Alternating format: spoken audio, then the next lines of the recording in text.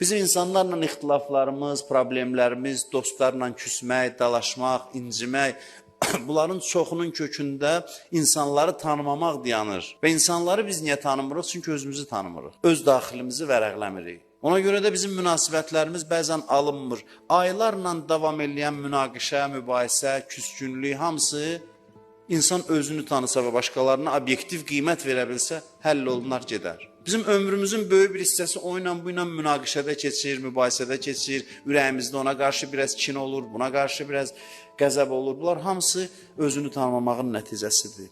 Ki, insan başqalarını da tanımır. İnsan özünü tanısa nə onu kimsə aldada bilər, nə də başqalarından gözləntisi lazım olduğundan çox olar. Biz çox zaman insan tanımırıq deyə çox şey gözləyirik. Gözləntimizi doğrultmayanda münasibətlərimiz korlanır insanlarla. Ailə daxilində də belədir, dostlarla da belədir, cəmiyyət içində də belədir.